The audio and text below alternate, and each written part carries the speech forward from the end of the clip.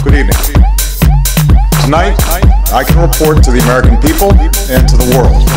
The United States has conducted an operation that killed Osama bin Laden, the leader of Al-Qaeda, and a terrorist who's responsible for the murder of thousands of innocent men, women, and children. That killed Osama bin Laden, the leader of Al-Qaeda, the leader of Al-Qaeda, the leader of Al-Qaeda, the leader of Al-Qaeda.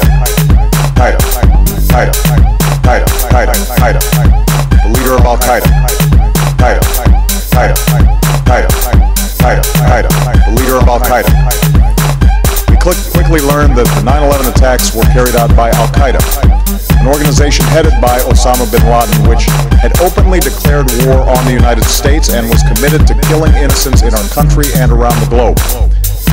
And so we went to war against Al-Qaeda to protect our citizens, our friends, and our allies. Yet, Osama bin Laden avoided capture and escaped across the Afghan border into Pakistan. Meanwhile, Al-Qaeda continued to operate from along that border and operate through its affiliates across the world. And so shortly after taking office, I directed Leon Panetta, the director of the CIA, to make the killing or capture of bin Laden the top priority of our war against Al-Qaeda, even as we continued our broader efforts to disrupt, dismantle, and defeat his network. Then, last August, after years of painstaking work by our intelligence community, I was briefed on a possible lead to bin Laden.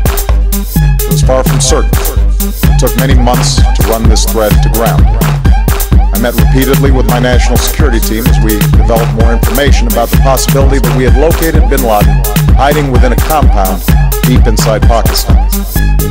And finally, last week, I determined that we had enough intelligence to take action and authorized an operation to get Osama bin Laden and bring him to justice. Today, at my direction, the United States launched a targeted operation against that compound in Abbottabad, Pakistan. A small team of Americans carried out the operation with extraordinary courage and capability. No Americans were harmed. They took care to avoid civilian casualties. After a firefight, they killed Osama bin Laden and took custody of his body.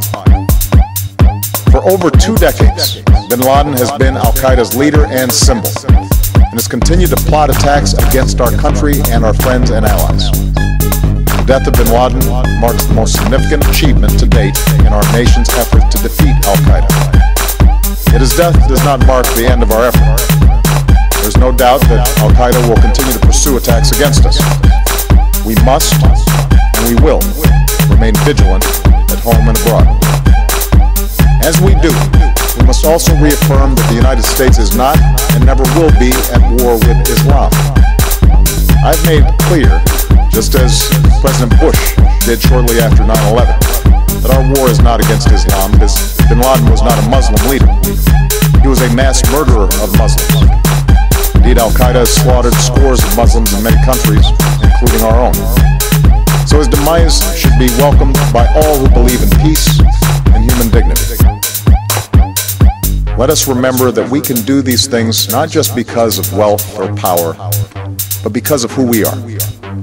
One nation, under God, indivisible, with liberty and justice for all. Thank you. May God bless you. And may God bless the United States of America.